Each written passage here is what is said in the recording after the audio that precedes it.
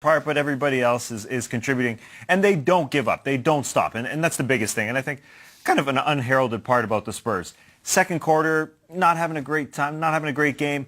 The Celtics hung on, and that was a turning point to me. It was 11 points towards the end of the second quarter. They made it 7 to go into the locker room, and that's when things started rolling in the third quarter. Those moments are key, and that's what the Spurs were so good at.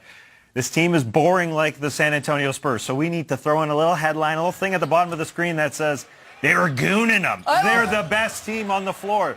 They won 1 through 8. They're better. You're right about that. I think it's true, though, and people are going crazy over the implied dirtiness of the word goon. Yeah. But I think what Lou really meant, and he said it at the beginning of it, they played tougher, and there is no doubt. They played better, but they also played tougher. I'm talking about the Celtics and the Cavaliers. That's a part of playing boxing better, out, for sure. exactly. Boxing out, hitting the floor, rebounding, all those little dirty things that aren't as sexy to talk about. They did them.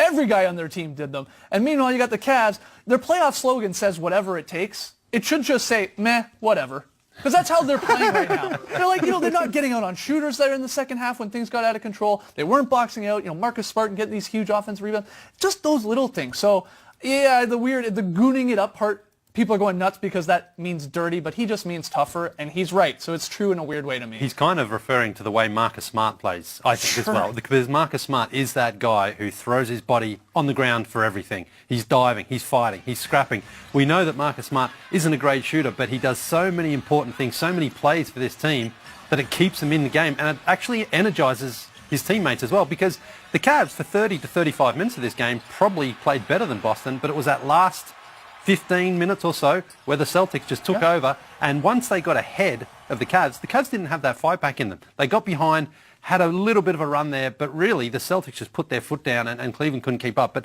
everyone who came out there was diving, was boxing out, was throwing their body on the line, and a lot of that starts with a guy like Marcus Smart who leads the way, and the other guys do it. But incredible performance by Boston. Yeah, and disappointing from the supporting cast of the Cavs. Besides LeBron and Kevin Love, who had a good game, it was kind of unheralded, 22 points.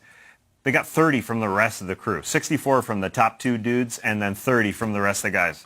This is not going to win you ball games. And if they're not going to score, they got to out-scrap. And Marcus Smart obviously brings it every single possession. He is so special to watch for a guy who doesn't score but impacts the game in so many ways. He's really unique in that way. Coach Lou, he made the coaching change there in Game 2. Tristan comes in. We had talked about that heading into that game. Corver went to the bench.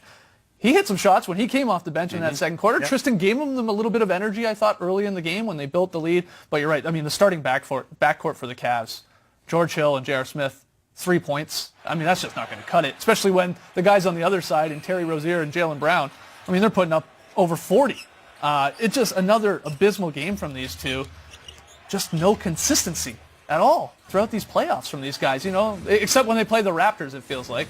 But so far, in the Pacers series and now here in the Celtics series, you're right. I mean, LeBron and Love last night get no other help. Get no other help. All right, Trey, next one. After a 21-point first quarter, it looked like LeBron James was going to make Lee Ellis $20 by scoring 50 in game